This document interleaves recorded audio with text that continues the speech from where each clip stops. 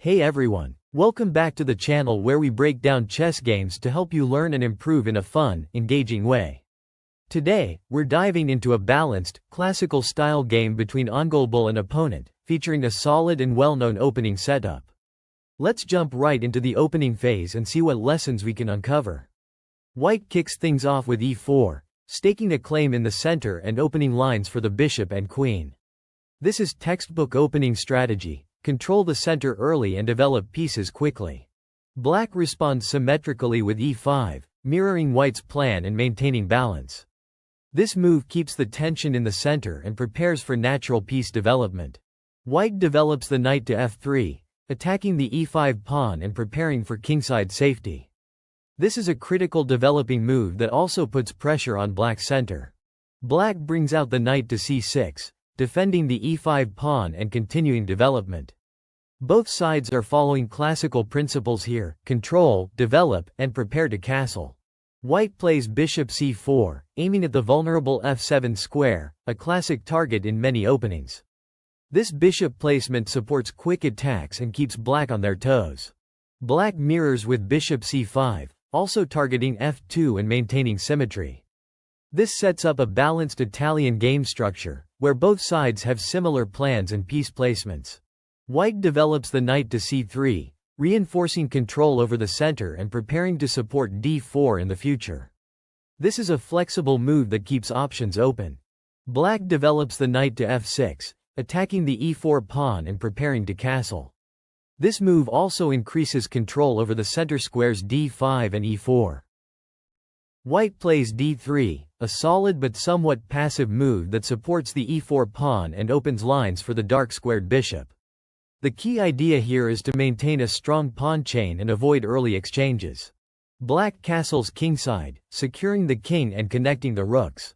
This is a natural and important step in development.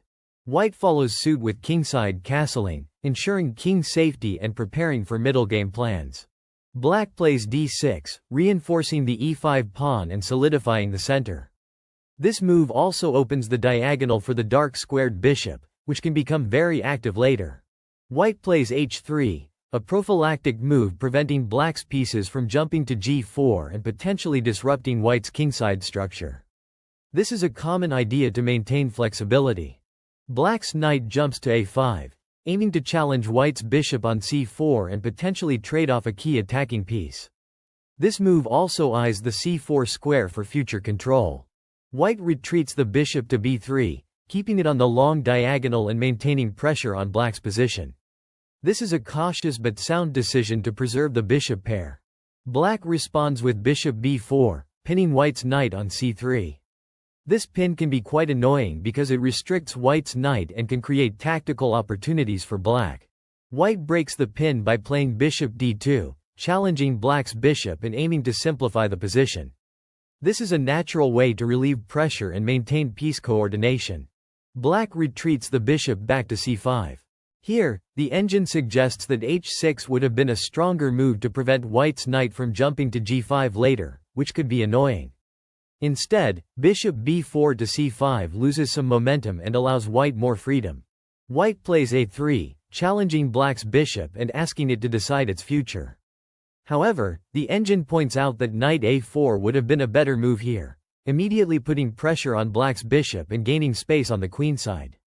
This is a subtle but important strategic nuance. When you can gain space and challenge your opponent's active pieces, it's often better to do so. Black captures on b3 with the knight takes b3. This is a critical moment because Black wins the bishop pair, which can be a long-term advantage in open positions. Black now has a slight material edge, as the bishop pair can become very powerful.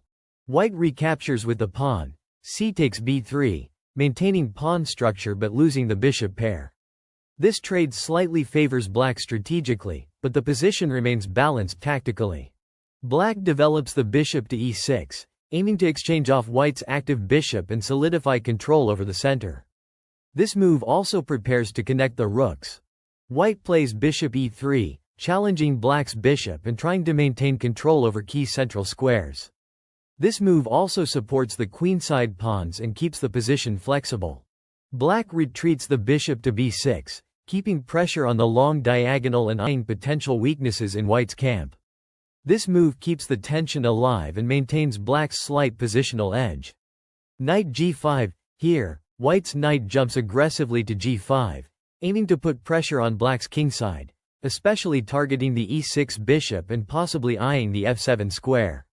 This is a thematic idea in many middle games, using knights to provoke weaknesses or force concessions around the enemy king.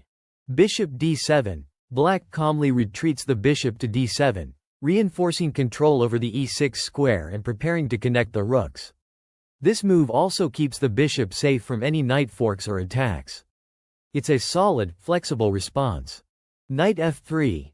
White wisely pulls the knight back to f3, perhaps reconsidering the aggressive posture on g5. This move helps reinforce control over the center and prepares to support future pawn breaks or piece maneuvers. c6. Black plays c6, a multi-purpose move. It strengthens the d5 square, prepares for a potential d5 pawn push, and restricts white's knight from jumping to b5 or d5 easily.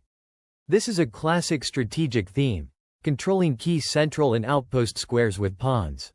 Bishop g5. White develops the bishop to g5, pinning black's knight on f6. This is a natural developing move that increases pressure on black's kingside and can create tactical opportunities. However, the engine suggests that d4 would have been stronger here. Why? Because d4 challenges black's center directly, opening lines for white's pieces and increasing central control. By playing bishop g5 instead, white misses a chance to seize the initiative in the center. h6. Black immediately questions the bishop's presence with h6, forcing white to decide whether to exchange or retreat. This is a good practical move, gaining space and asking white to commit. Bishop h4. White retreats the bishop to h4, maintaining the pin on the knight but allowing black to gain some tempo. The engine points out that bishop e3 would have been better here, reinforcing the center and preparing to support a d4 push later. This is a key lesson. Sometimes maintaining tension is good, but you also want to keep your pieces active and support your central pawns. Bishop e6. Black develops the bishop back to e6, contesting the center and preparing to exchange off white's active pieces. However, the engine suggests that g5 would have been stronger here, aggressively challenging white's bishop and gaining space on the kingside. This missed opportunity shows how a more dynamic approach could have increased black's advantage. d4. White finally strikes in the center with d4, challenging black's pawn structure and opening lines for the pieces. This is a critical strategic idea, breaking open the center when you have better development or piece activity. E takes d4. Black captures on d4, accepting the challenge and opening the e-file. This move is natural but slightly risky because it opens lines for white's pieces to become active. The engine notes that g5 again would have been a better, more aggressive choice to keep white's bishop tied down. Knight takes d4. White recaptures with the knight, centralizing it and increasing pressure on black's position. This knight is now very well placed, controlling key squares and ready to jump into black's territory. Bishop takes d4. Black captures the knight with the bishop, simplifying the position and removing a strong centralized piece. This exchange helps black reduce white's attacking potential but also opens the d-file for white's queen. Queen takes d4. White recaptures with the queen, keeping pressure on black's position and maintaining control over central squares. The queen is very active here, which is a good sign for white's chances to counterattack. g5. Black pushes g5, aggressively challenging white's bishop on h4. This move gains space on the kingside and forces white to make a decision. However, the engine suggests that bishop takes b3 would have been better, capturing a pawn and creating weaknesses in white's pawn structure. This is a classic example of balancing between dynamic play and material gain. Bishop g3. White retreats the bishop to g3, keeping it active on the long diagonal and maintaining pressure. This is a natural response to black's pawn push. d5. Black pushes d5, striking in the center and trying to open lines for the pieces. This is a thematic pawn break in many pawn structures, aiming to challenge white's central control. E takes d5. White captures on d5, opening the center further.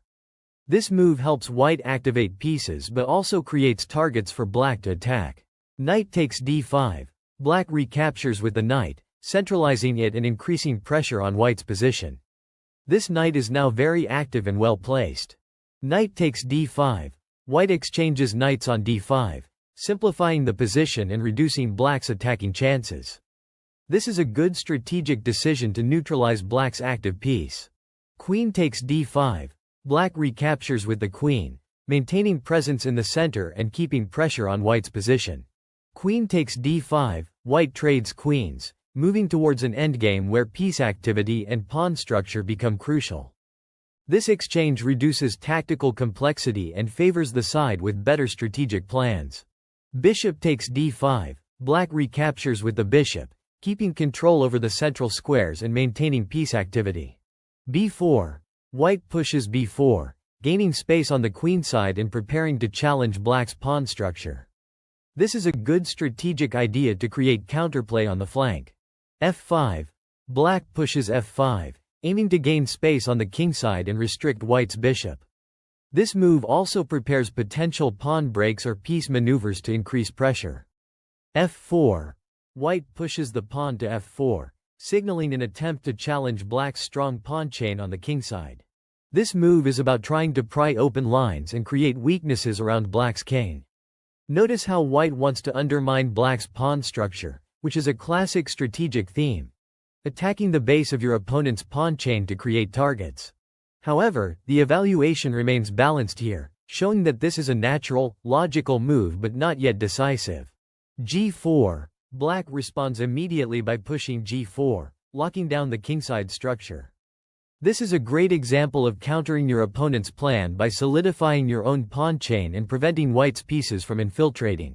Black's move also restricts white's bishop and rook activity on the kingside, showing how pawn moves can serve both defensive and offensive purposes.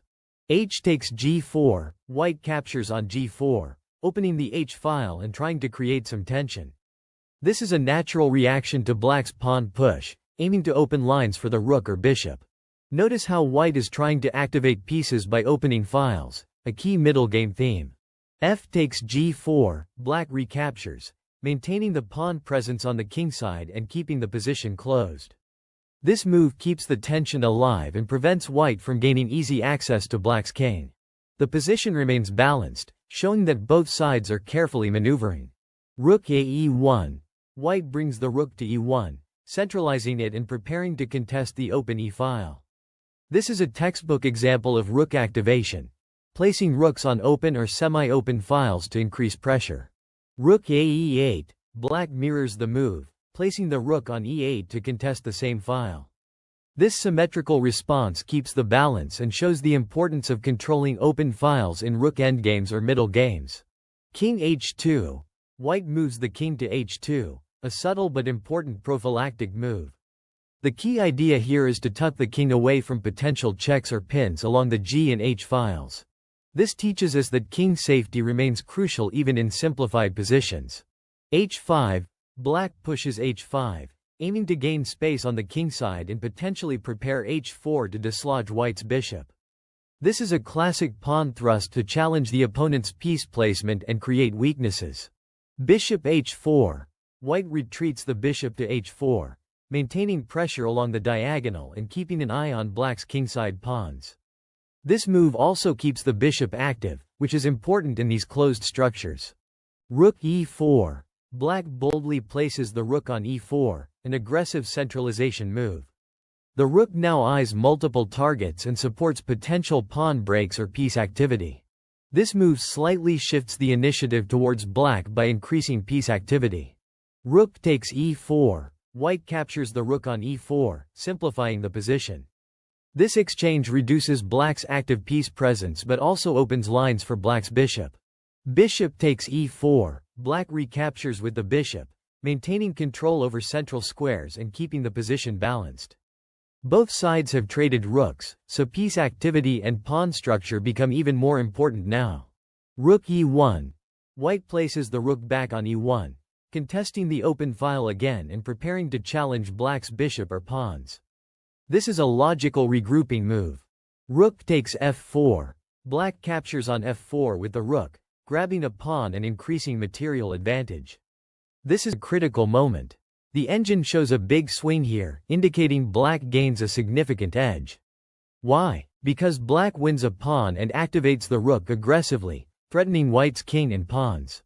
However, the engine suggests that rook e8 would have been better, focusing on piece coordination and keeping pressure rather than grabbing material immediately.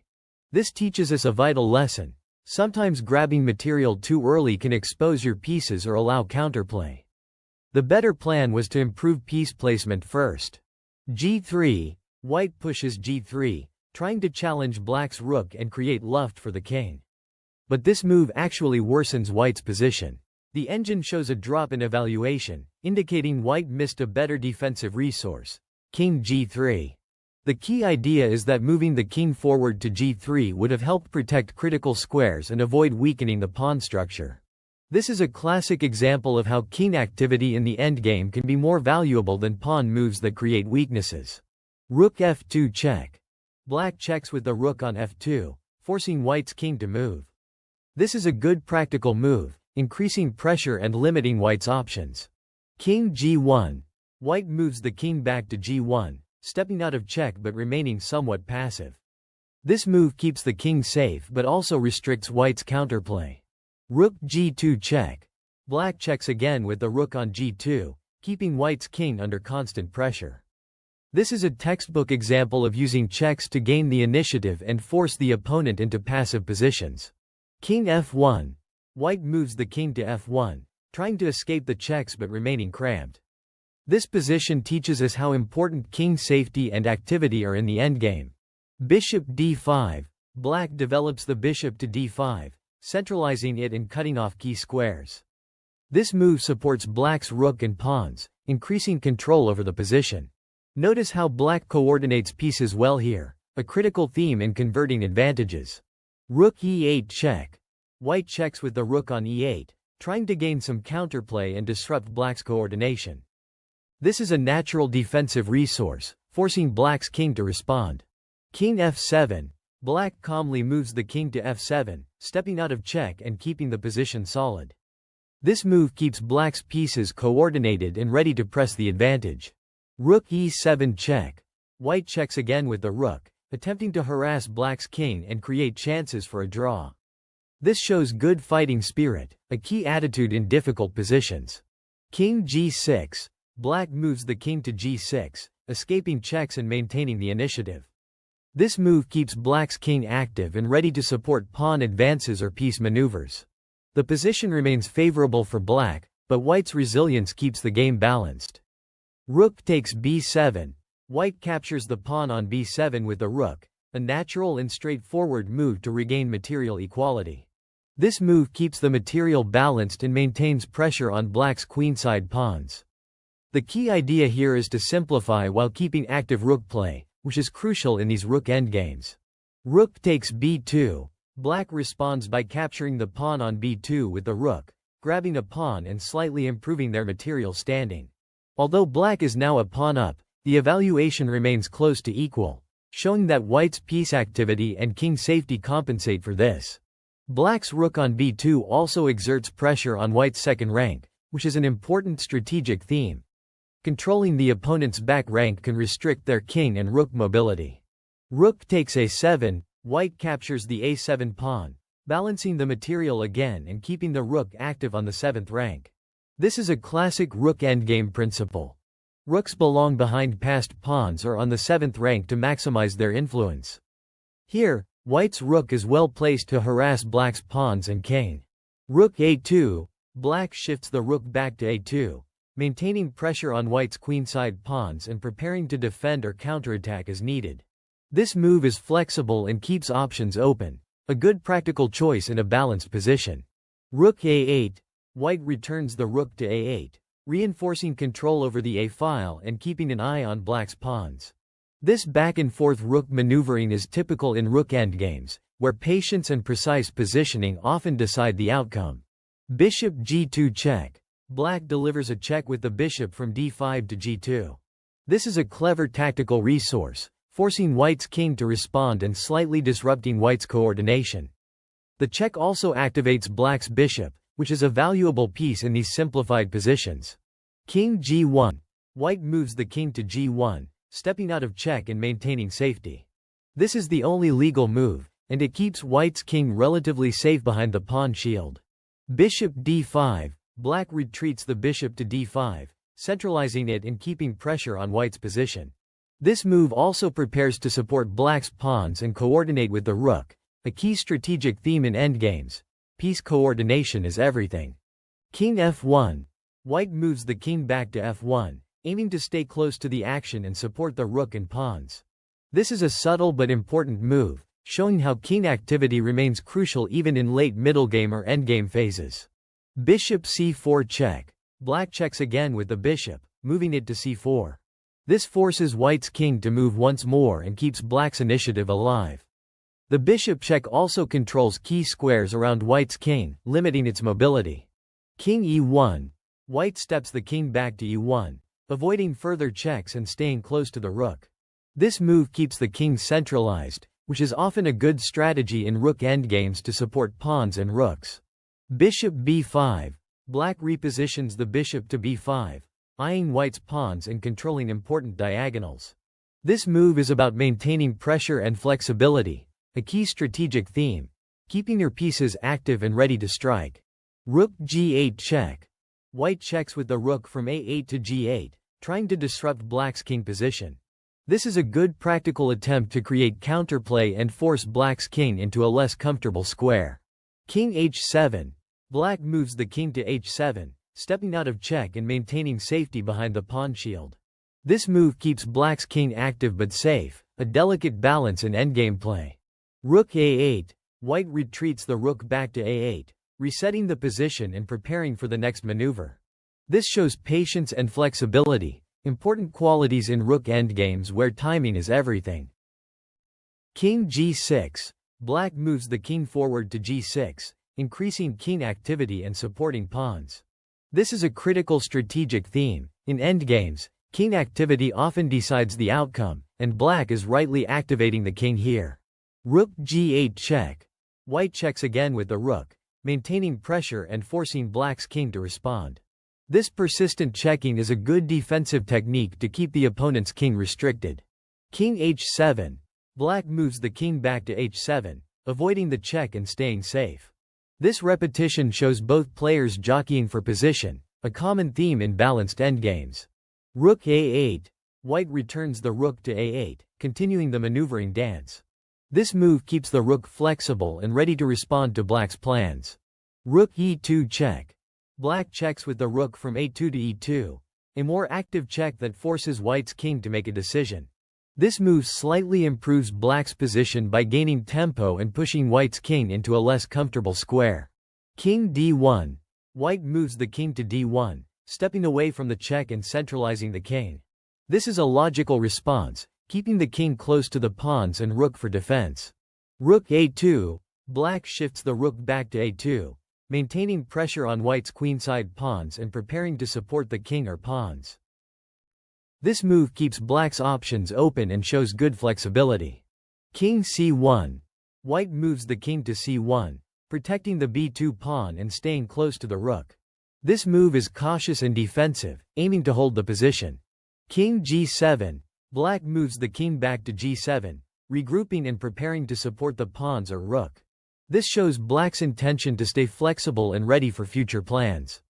King b1. White calmly steps the king over to b1, a quiet but important move.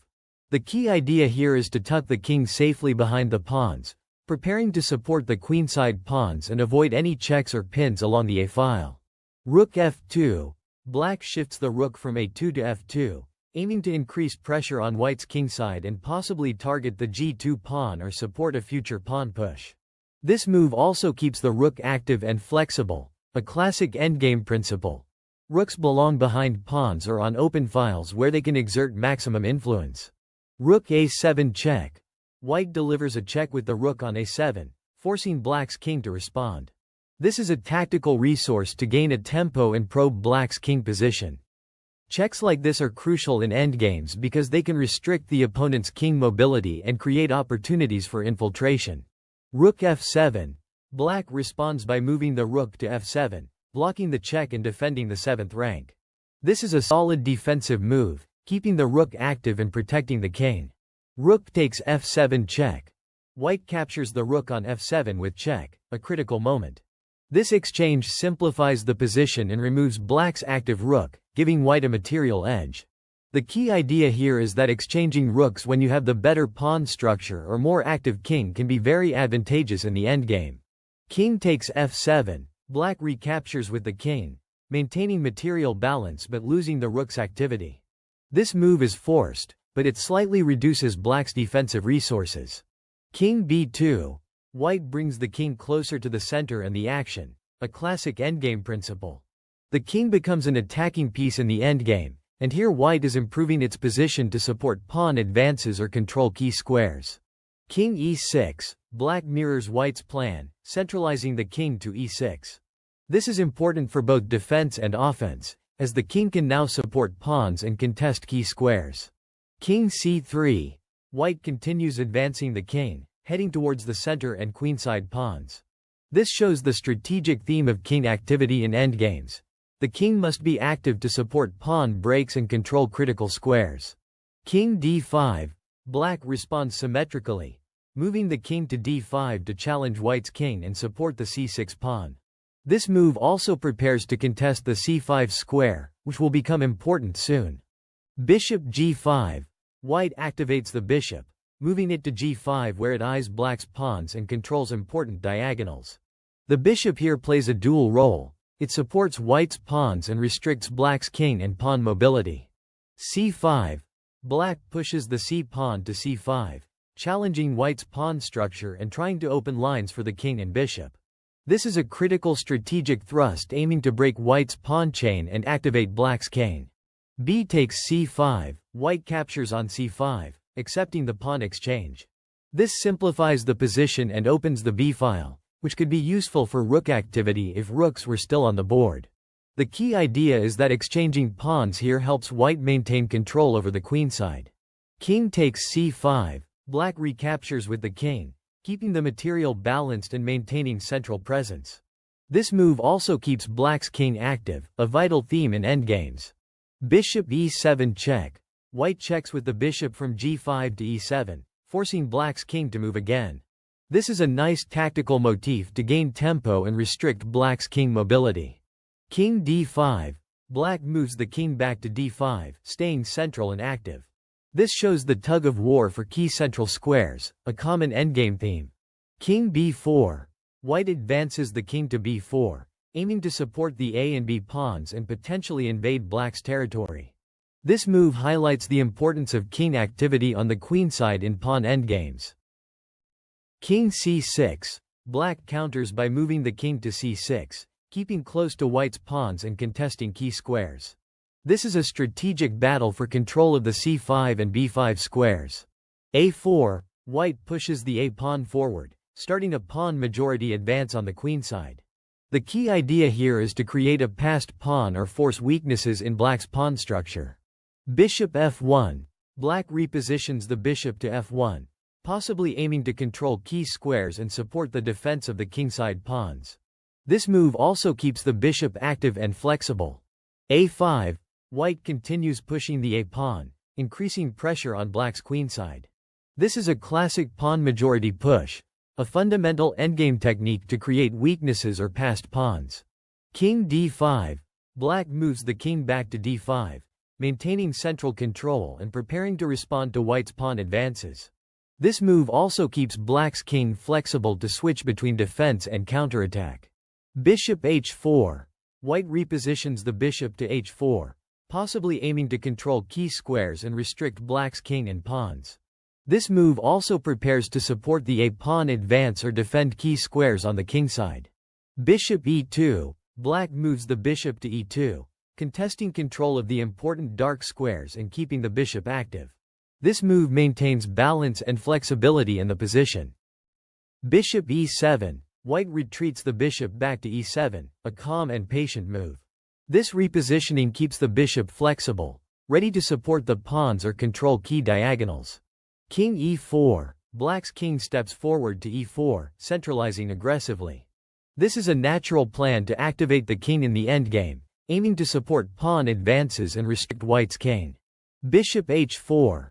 White moves the bishop back to h4, maintaining pressure on black's pawns and controlling dark squares near black's king. This move also keeps options open for supporting the a-pawn push.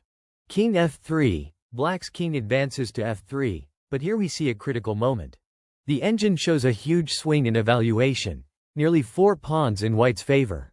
Why? Because moving to f3 exposes black's king to white's king and bishop coordination, allowing white to start invading key squares.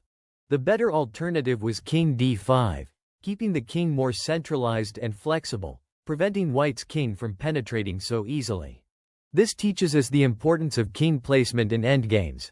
Sometimes the most aggressive-looking move can actually be a tactical liability if it allows the opponent's king to invade. King c5.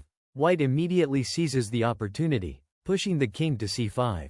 This move is powerful because it invades black's territory, supports the a-pawn advance, and restricts black's king movement. The key idea here is exploiting the opponent's misplaced king to gain space and create passed pawns. King e4. Black tries to regain footing by moving back to e4, but the damage is done. White's king is now more active and ready to support the pawn promotion race. King b6. White continues the march with king b6, inching closer to promotion squares and controlling critical dark squares. This steady advance is a textbook example of using king activity to support passed pawns. King f5. Black's king moves to f5, trying to stay close to white's advancing pawns, but white's advantage is growing. Black is now on the defensive, forced to react rather than initiate. a6. White pushes the a-pawn to a6, signaling the start of a decisive pawn race. This is a critical strategic theme, creating a passed pawn and forcing the opponent to respond. Bishop f3. Black repositions the bishop to f3, aiming to control promotion squares and slow white's advance. This is a defensive attempt to keep the pawn from queening easily. a7. White pushes the pawn to a7, just one step away from promotion. This move puts immense pressure on black, who must now find a way to stop the pawn or suffer material loss. King e6. Black's king moves to e6, trying to support the bishop and control promotion squares. However, white's king is already poised to assist the pawn's promotion. King c7. White's king moves to c7, directly supporting the a7 pawn and controlling the promotion square a8. This is a textbook example of king and pawn coordination in the endgame. King f5. Black's king returns to f5, trying to stay active but unable to stop white's plan. Black's pieces are now tied down to defense. King b8. White steps the king to b8, directly guarding the promotion square. This move ensures that when the pawn queens, it will be fully supported. King g6. Black's king moves to g6, trying to stay close to the kingside pawns and keep some counterplay alive. But white's plan is unstoppable now. a8 equals q. White promotes the pawn to a queen. This is the decisive moment. White gains a massive material advantage, turning the tide completely. The key takeaway here is the power of passed pawns supported by active king play. Bishop takes a8. Black captures the new queen with the bishop, but this only delays the inevitable. Black sacrifices material to try and reduce white's overwhelming advantage. King takes a8. White recaptures with the king, now holding a material lead with an extra bishop and a better pawn structure. This solidifies white's winning chances.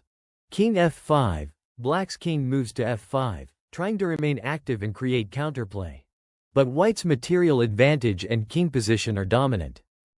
King b7. White's king moves to b7, preparing to support further pawn advances and restrict black's king. This is a classic endgame technique. Use your king to control key squares and support your pawns. King g6. Black's king returns to g6, still trying to hold on but with limited options. King c6. White's king moves to c6, increasing pressure and controlling more territory. This move cuts off black's king from important squares and prepares for further advances. King f5. Black's king moves back to f5, but white's advantage is overwhelming. The lesson here is clear. Active king play combined with passed pawns and piece coordination is decisive in endgames. King d5. White's king steps boldly into d5, asserting dominance in the center of the board.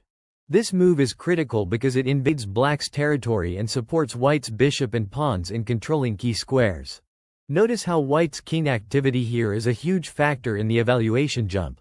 White is now clearly better by about 2 pawns. The key idea is that in endgames, king activity often outweighs material count, especially when the king can support passed pawns or restrict the opponent's king. King g6. Black's king moves to g6, trying to stay close to the kingside pawns and maintain some defensive presence. This is a natural attempt to keep the king active, but it doesn't challenge white's growing control of the center and queenside. King e5. White's king marches forward to e5, continuing the invasion. This move tightens the grip on black's position. White is effectively cutting off black's king from escaping to the center and is preparing to capture pawns or support pawn pushes. King h6. Black retreats to h6, a defensive move to protect the remaining pawns. However, this move also shows black's limited options. The king is being pushed to the edge of the board, which is often a disadvantage in endgames. King f6. White's king steps up to f6, inching closer to black's pawns and king. This move is powerful because it threatens to capture pawns and restrict black's king even further. The lesson here is that in king and pawn endgames, the king's proximity to enemy pawns can be decisive. King h7. Black's king moves back to h7, trying to stay close to the pawns but unable to challenge white's king effectively. This passive positioning signals that black is on the back foot. King g5. White's king advances to g5, directly threatening black's pawn structure. This aggressive posture forces black into a defensive stance and prepares white to capture pawns. King g7. Black's king moves to g7, trying to hold the line but still restricted. Black's king is essentially chasing white's king without gaining any real counterplay. King takes h5. White captures the pawn on h5. This is a huge moment. White increases the material advantage by winning a pawn and further weakens black's kingside. The evaluation jumps by a full pawn here, reflecting the concrete gain. The key takeaway is that capturing pawns at the right moment, especially when supported by the king, can decisively swing the game. King f7. Black's king moves to f7, trying to stay close to the action but unable to prevent white's king from advancing. This move is forced but passive. King takes g4. White captures another pawn on g4. Now white has a clear material advantage, an extra bishop and an extra pawn. This is a textbook example of how active king play combined with tactical awareness can win material in the endgame. King g6. Black's king moves to g6, trying to stay close to the pawns but still unable to challenge white's dominance. Black's options are shrinking rapidly. King f4. White's king steps to f4, maintaining pressure and preparing to support pawn advances. This move keeps black's king tied down and unable to create counter threats. King h5. Black's king moves to h5, trying to stay near the pawns but still restricted. This move shows black's desperation to hold pawns but lacks any real plan. King e5. White's king moves to e5, continuing the invasion and controlling key squares. White's king is now dominating the board, cutting off black's king from important territory. King g4. Black's king tries to stay active by moving to g4. This is a last-ditch effort to create counterplay, but white's advantage is too overwhelming. King f6. White's king moves to f6, but here is a missed opportunity. The engine suggests that king e4 would have been even stronger, increasing the pressure and speeding up the forced mate sequence. The key idea behind king e4 is to maintain maximum control over black's king and pawns, cutting off all escape squares and preparing to shepherd the pawns to promotion. This teaches us the importance of precise king placement in the endgame. Even small differences can accelerate a winning plan. King h5. Black's king retreats to h5, trying to avoid immediate threats. But white's advantage is now a forced mate in 21 moves. A clear sign that black's position is hopeless. King f5. White's king moves to f5, tightening the noose. This move reduces black's king mobility even further and prepares to push pawns decisively. King h6. Black's king moves to h6, trying to stay close to the pawns but unable to escape white's control. g4. White pushes the g-pawn forward, starting a pawn storm. This is a classic endgame technique, using your extra pawn to create passed pawns and force the opponent's king into passive defense. King g7. Black's king moves to g7, trying to stay close to the advancing pawns. But black's position is collapsing under the pressure. g5. White pushes the pawn to g5, further restricting black's king and preparing to promote. This move is crushing. Black's king is trapped and white's winning plan is unstoppable. King f7. Black's king moves to f7, the last attempt to stay near the pawns. But white's forced mate in 12 is now inevitable. The key takeaway here is the power of active king play combined with precise pawn advances, a winning formula in many endgames. g6 check. White pushes the pawn to g6 with check, forcing black's king to make a decision. This move is powerful because it drives black's king further into a corner, limiting its mobility and setting up a mating net. Notice how white's pawn, supported by the bishop and king, becomes a spearhead for the attack. The key idea here is to use passed pawns as tactical weapons in the endgame, especially when combined with checks that restrict the opponent's king. King g7. Black's king steps to g7, the only legal move to escape the check. This move is forced, but it walks right into white's plan of tightening the noose. Black's king is now cornered on the king side, and white's pieces are perfectly coordinated to deliver mate soon. Bishop f6 check. White checks with the bishop on f6. This is a natural move, aiming to keep black's king confined. However, there's a subtle missed opportunity here. The engine suggests that king g5 would have been stronger. Why? Because king g5 would have brought white's king closer to the action, increasing pressure on black's king and pawns simultaneously, and speeding up the mating sequence. Instead, bishop f6 check keeps the bishop active but allows black a bit more breathing room. This teaches us that in mating nets, sometimes king activity is just as important as piece activity. King f8. Black's king retreats to f8, trying to avoid immediate threats. This move is forced and quite passive. Black is essentially running out of squares. The key strategic theme here is that in endgames, the king's mobility is crucial. When the king is trapped on the edge or corner, it becomes vulnerable to mating nets. g7 check. White pushes the pawn to g7 with check, advancing the passed pawn to the brink of promotion. This is a critical move, but again, there was a better alternative, bishop d4. Why would bishop d4 be better?